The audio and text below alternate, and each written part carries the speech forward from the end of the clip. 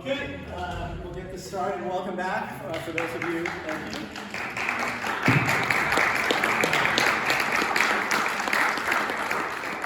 I'll take it. So thank you for being here. This is video, just as a reminder, it's March 1st. This is our free Wednesday concert series. For those of you watching on video, this is the second of two videos, the concert performance. And the links for it will be uploaded to the concert calendar, which you can find online. Those of you in the room, you can see the QR codes to find the calendar, and information about One Book, One College is on the back, and some information about that.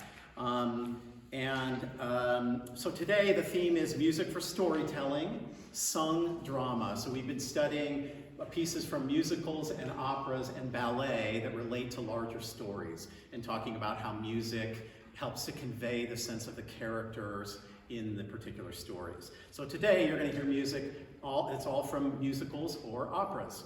And in a few cases there's music in a foreign language. You'll get a brief translation beforehand. I just wanted to say that if you are watching on video later, please make sure you comment in the comments section on YouTube and put your name and class so I can track and know who's been watching, and give people extra credit for a class if they're going to be there. I think that's it, unless anyone in the room has any questions. Please turn off your phones and so on, just so they don't make noise that we don't want on the video. I'd appreciate it. And then I'd like to invite again to the stage Adrian Torres and Dr. Frank Garvey.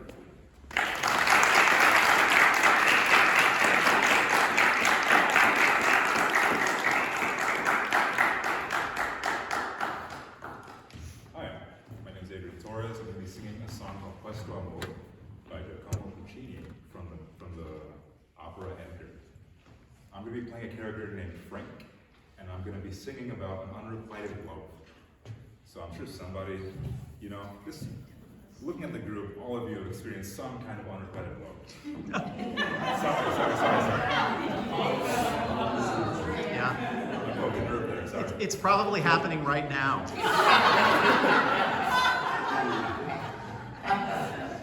So, just gonna sting me. Oh man, sorry.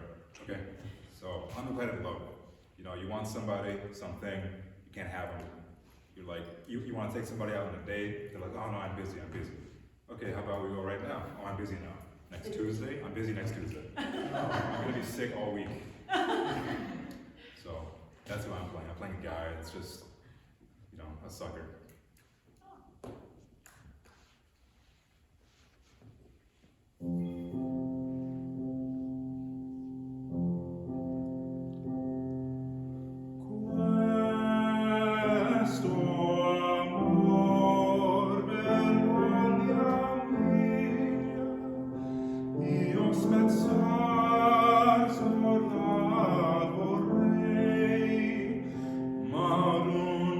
Rida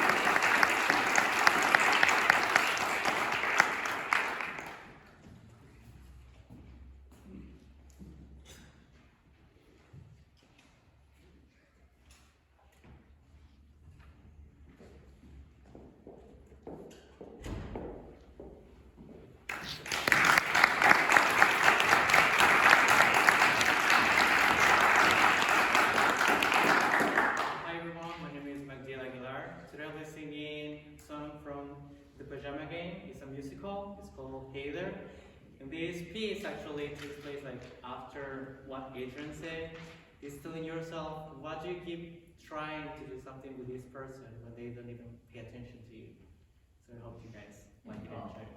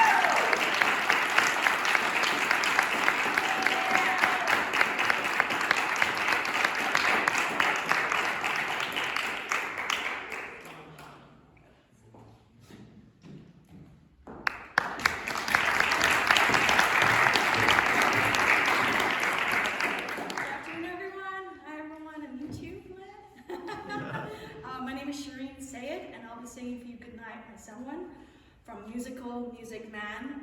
It's composed by Meredith Wilson, and in this piece, Marian Peru, who is a librarian and a part-time piano teacher, she is giving a lesson in this song, and so we'll hear Dr. Patricia giving an intro in the beginning of the piano lesson when Marian comes out with a song which kind of flows through. And this piece is about saying goodnight to someone you love, someone special somewhere out there on an evening star. So here is Goodnight by Someone.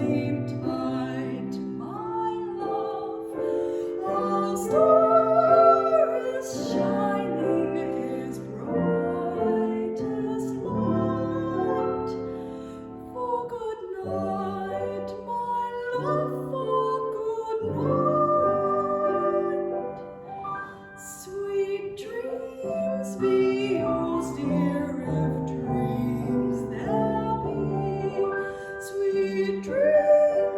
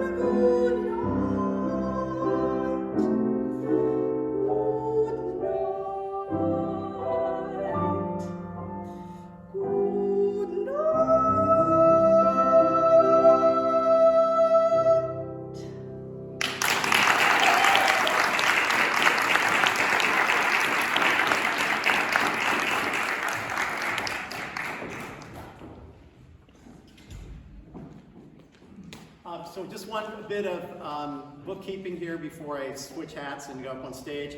I meant to mention to those students who are watching video that are in the Music 152 class, the credit version of the class, I'd like you for your assignment this week to focus on the piece, The Lonesome Dove from the opera Down in the Valley.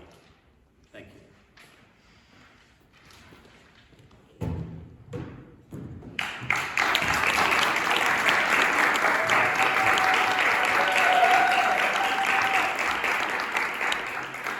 Okay, so keeping with the sad sack theme, we have another aria here. This is an aria written by Erich Korngold. This relates to the One Book, One College program that's listed in your, on your program, as well as several pieces that Professor Carlos is performing in a few minutes, a Kurt Weill piece and a piece by Felix Mendelssohn. These were all composers that were considered degenerate, and their music was banned during the Second World War by the Nazi regime. And we're featuring a piece like that on every concert. So, but this piece, Erich Korngold, relates to that, and you can read about it on your program. This is called Pierrot's Tanzlied, a waltz, a dancing waltz, and Pierrot is the classic, one of the three classic Commedia dell'arte characters in Italian theater.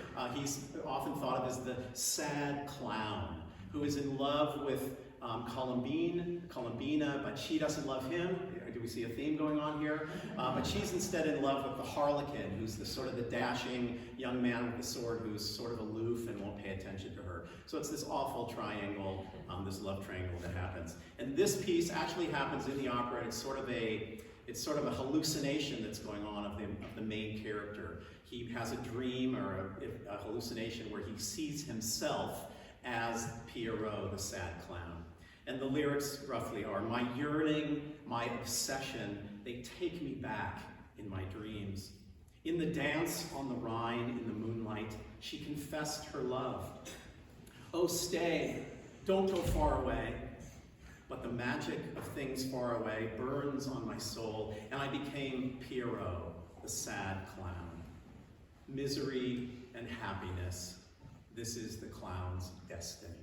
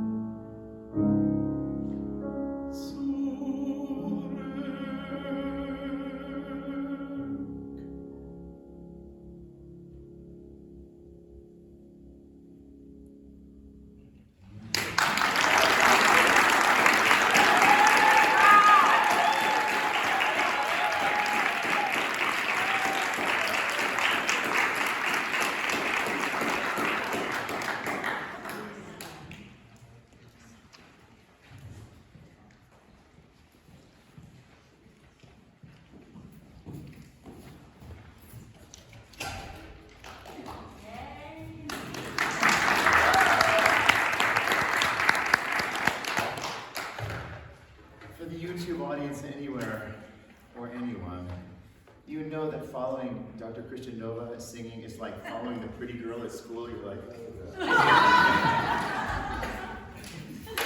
hey. So yeah, let's talk about Nazism. Okay, that's fun. So I'm going to switch the order a little. I'm going to do the Lonesome Dove first. And Kurt Weill, it was a son of a Jewish cantor. He was a composer and Orthodox Jewish choir director who was having huge success. He was not a great student, but he was very talented musically. And one of his he was one of the most obvious targets for the Nazi cultural oppression, because it was like one of those things like, you know, like in the United States, in the South, in the 1950s, if an African American person was doing pretty well, if a white person was doing pretty well, they're like, good for them. And if a black person was doing pretty well, they're like, they're being all uppity. It's like, no, they're not. They're just black. That's our country's version of the same thing. And so it was, you know, he's just being all uppity. No, he's not. He's just Jewish. What's the problem? But it was even people that he was working with that were sort of abandoning him very suddenly. And so he underestimated the danger of the Third Reich. And so he finally had to just leave everything, his house, his belongings, everything, grab his wife and go to Paris. And even there was a lot of threats, so he came to the United States, and they divorced. It was so much pressure, they divorced. So he moved to the United States, his wife moved to the United States, and they got remarried and everything was okay after that. But it was just a horrible situation. So one of the pieces, this is from Down in the Valley, which is an opera that has some American folk songs in it. Kurt Weill really sort of assimilated himself into American culture. And in this song, the romantic lead is a teenager, and he's got a crush on this teenage girl, and they're at a dance, they're at a church social dance, and so after the dance, his dad says, his dad says to the girl, I want you to dance with this guy, because I owe him a lot of money, and maybe if you sweet talk him, it'll buy me some time. And she's like, no, I'm in love with this boy. So she goes ahead and talks to this boy, and then the boy and the father get in a big fight, and the father falls on his own knife and dies. Does this sound like opera? He falls on his own knife and dies, but they accuse the boy of it, and they sentence him to a hanging. He's going to die. So he's in jail, and he sneaks out to say goodbye to her, and he wants to tell her that no matter what, if I'm in this life, if I'm in that life, I am always yours. And I don't know if you know this about doves, but doves mate for life. So when one of the doves dies, the other one's just single for the rest of their life. It really sucks. So he's trying to tell her that no matter what, in this life and the next time, I'm always yours. You're only mine. You're all I ever want. And there's that question about musical prosody, and if that's maybe a word that you tossed around in this class. And musical prosody is sort of like onomatopoeia, it is in English, where we say like fluffy, and fluffy sounds like fluffy, or rustle sounds like rustle. And musical onomatopoeia is a prosody. So if the lyrics are dark, the accompaniment is dark, and the melody is dark, And if the music is happy, the lyrics are happy, the music is lighter. It's lighter, happier. So it's good prosody, they're good matching. And in the beginning of this song, this is about a dove. He's comparing his love to a dove, that he will always love her. And so I'm going to sort of put Dr. Hannifan on the spot for a minute, but there's some little flutterings in the piano part that sort of sound like dove wings. Could you play us? And then on the next system, it does it again. On the next system, we'll see. First page. Sorry.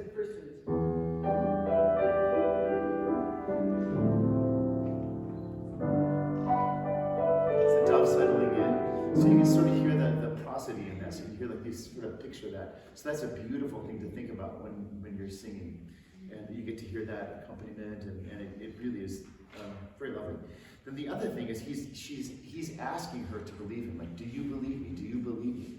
And so it's like we have a question and we say, do you understand the question? And your voice goes up. And every phrase that he answers, he's asking her a question, the melody goes up, which for a bass is just a darn inconvenience, because I live my life at the bottom, I'm happier there. I'm like, here we go again, more questions. So it kind of matches, the melody sort of goes like the question, and it goes up. That's a musical version of asking a question. So the beginning of the song is a little like opera. It's a little bit of a salute to opera. It's sort of conversational, like a recitative, like a little spoken part of a song before an aria happens in an opera. And then sort of tipping his hat to pop music, Kurt Weill also has a chorus that comes back twice. Same exact notes, like a chorus in a pop tune. So there's a lot of things that are sort of crossover, and there's just some interesting observations, at least to me as a singer. So that's The Lonesome Dove.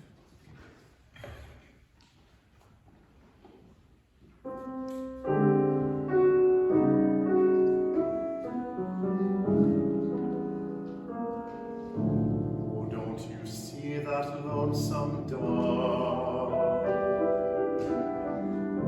that flies so high to green? She knows it's hard for me to die without that you love me.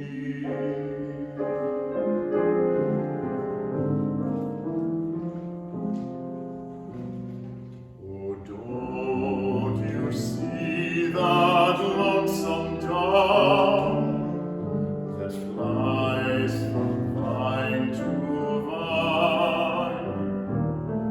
She's mourning for her one to love, like I will mourn for mine. Like I will mourn for mine, my love. Believe me what I say. You are the darling of my heart until my dying day. I wish I were some distant place, or on some distant shore, or down in some lonely place where wild beasts howl and roar. Where wild beasts howl and roar, my love,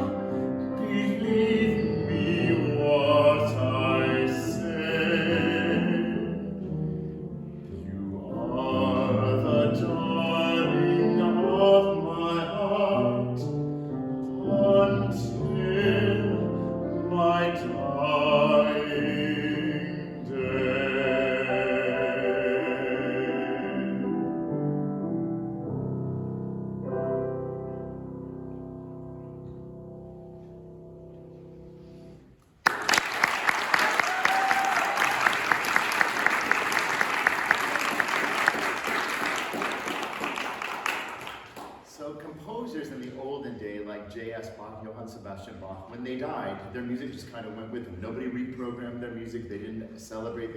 They just died, and their music went with them. And Felix Mendelssohn was 20 years old, and he was really a prodigy. We talk about Mozart, child prodigy, and Haydn, the same thing. But Mendelssohn sort of fits in that category. He wrote 7 symphonies before he was age 12. I didn't. I followed Dr. Christian Nova.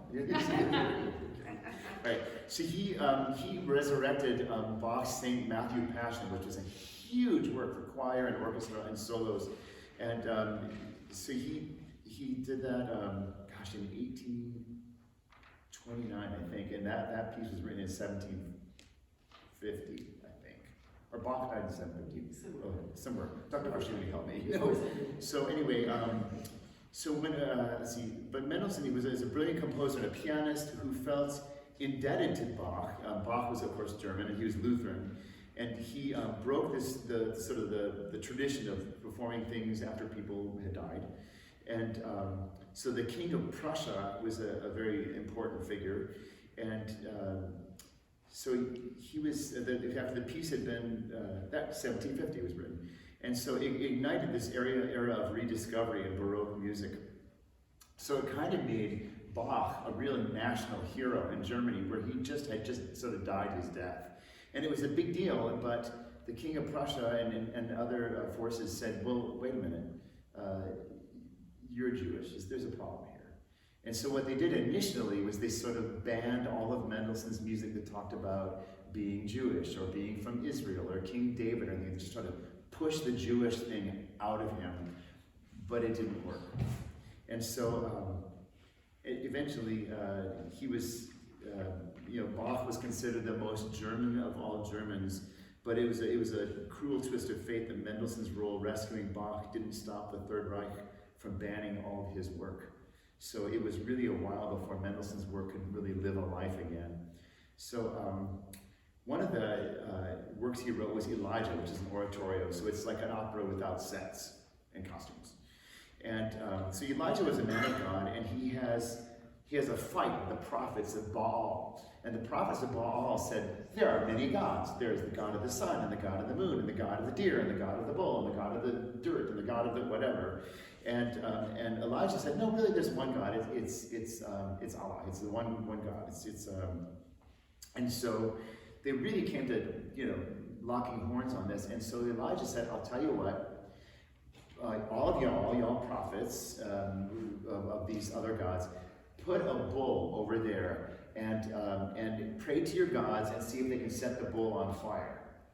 So they prayed and nothing happened. So Elijah dug a big trench around the bull and filled it with water. So there's no way that any fire could get to the bull over the trench of water. And he did his magical prayers, and the bull lit on fire. So it was a big deal, and so Elijah sent his people to kill all these prophets. So he sort of proved a good thing, but then did a bad thing. And so there was a really powerful woman named Jezebel, and her husband witnessed what happened, and he went home to her and said, this is what happened. And she said, I want him killed. I want Elijah killed. So Elijah heard about this, and he went running out to the desert to try to escape being killed. So he felt like he'd done this great thing for God, but he was abandoned by God. So he's just saying, God, just take my life, just kill me. Just whatever, I did what I could do for you, just kill me. So when you're hearing me sing things like, Lord, take away my life, I'm not better than my fathers, he's talking about his sort of biblical fathers, all the people that tried to prove there was one God. So this is Elijah's plight. So he's out running around the desert trying to make peace with this, and eventually it works out okay and he's able to go back, but this is when he's really at his lowest low.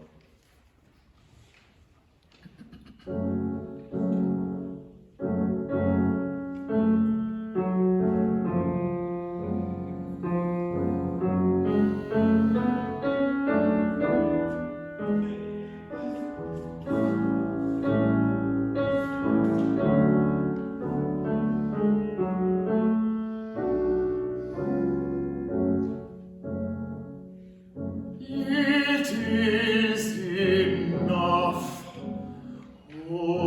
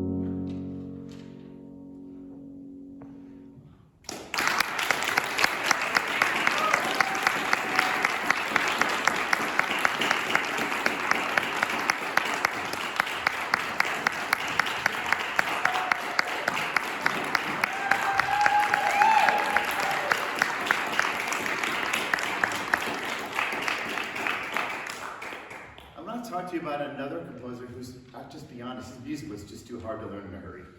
And his name was Victor Ullmann. And Victor Ullmann, so we talk about concentration camps and we think, well, people were gassed and they were killed, or they took out their teeth, or they stole their treasures or whatever. But we don't know very much about what happened in the concentration camps to musicians. However, if somebody was really musical and very talented, they tended to last longer because they could entertain the prisoners, and the prisoners weren't so down. They had a little bit of their Jewish heritage, some of their music, something was brought to them as a gift. And Victor Ullmann was a very, very talented composer, conductor. He went all over Europe getting training, and he ended up in a concentration camp. So what he did was he wrote an opera. I wrote down the name. It was The Emperor of Atlantis, and the opera was about Adolf Hitler. And so he had to back up for saying, so the accompaniment, you usually think about an opera, you think about the strings and the winds and the brass and the woodwinds, the percussions and everything, but he only had what he had to work with. So he scored this opera for accordion, banjo, triangle, tenor sax, and piccolo. Because that's all there was, So it was still beautiful, but it was just, and there were singers. So they were going to perform this at the headquarters for the Third Reich, the SS Third Reich. And but the characters in the opera, it actually made a fool of Hitler by the end of the opera. And one of the characters was Death. The character's name was Death. And he gets killed off during the opera. So with no death to fear, Hitler was nothing. Nothing. So they really, really killed him. They made fun of him a lot. And so there were always guards around when they were rehearsing. So what they would do is rehearse the scenes out of order. So nobody would know what it was about, really. Yeah. So they had to run it one more time just before the night before the performance. So they went to the headquarters for the Third Reich, and they got in the little theater there, and they got ready to put it together, but they had to run the scenes in order, and then pretty soon the guards figured out what was going on, and immediately they killed him. That was the end of his life. What's kind of a miracle is that somehow, piece by piece, like the accordion part got out of the concentration camps, and then the banjo part got out, and then somebody smuggled out the piccolo part, and the triangle part, and the tenor saxophone part. And so all the pieces of the opera came out of the concentration camp. Somehow they got snuck out, and nobody knows. To this day, it's a mystery. They don't know how it got out. But it finally got performed in 1985 in Berlin. So his life was sort of commemorated, and the end of his life was commemorated and sort of saluted by this opera getting out. So it's still a really big mystery about how it got out. Nobody knows how it got out. But good for him, Gosh, Dr. Hannifan, thank you so much. Another hand of applause, please, for Dr. Hannifan.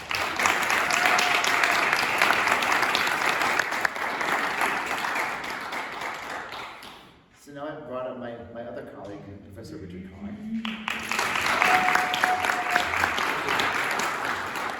And one of the things that the Nazi Party found especially offensive was jazz and improvisation. So what I wanted to do is just to sort of set this up a little bit with a song that you all know, and then sort of talk about the process of improvisation a little bit. So I figure everybody knows Twinkle, Twinkle, Little Star. So I'm going to have Professor Kahn play Twinkle, Twinkle, Little Star, very simple chord changes. But what happens is that you take the whole chord changes from the whole melody, and then you repeat them, but you make up a brand new melody on top of those chord changes.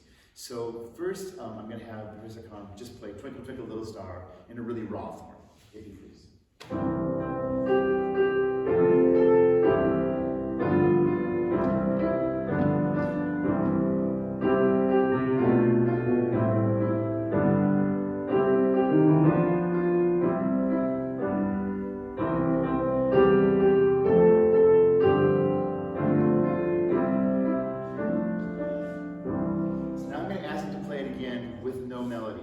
Just the raw changes with no melody, no improvisation, nothing, just the basic chords.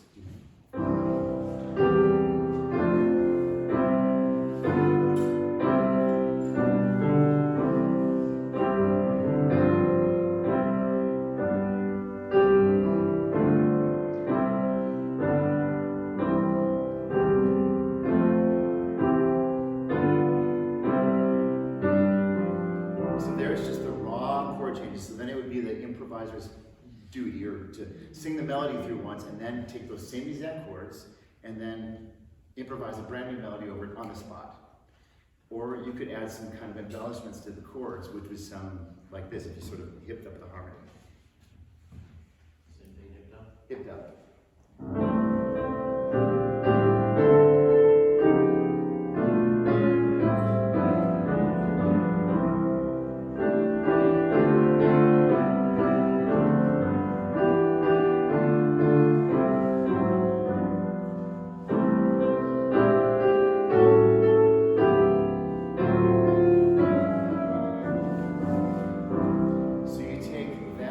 Embellishment of the harmony plus improvisation, and you could not offend a Nazi more. It was excellent. So we're going to do another song by another American composer who's also Jewish, George Gershwin, and this is "Love Is Here to Stay." And what I'm going to do is sing what they call the head, so the melody, and then improvise, and then take the head, and we'll be out of the song. So you can see, so we'll take the same exact set of chords.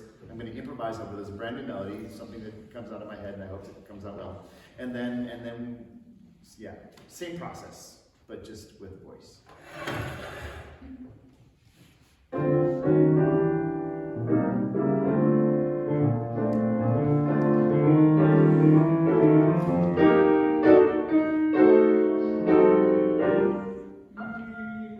It's very clear, our love is here to stay. Not for a year, but ever and a day. The radio and the telephone and the CDs that we know may just be passing fancies, and in time may go. But oh my dear, our love is here to stay. Together we're going a long, long way. In time the Rockies may tremble, Gibraltar may crumble, they're only made of clay. But our love is here to stay. Ba-da-ba-ba-ba-ba-da-da-da.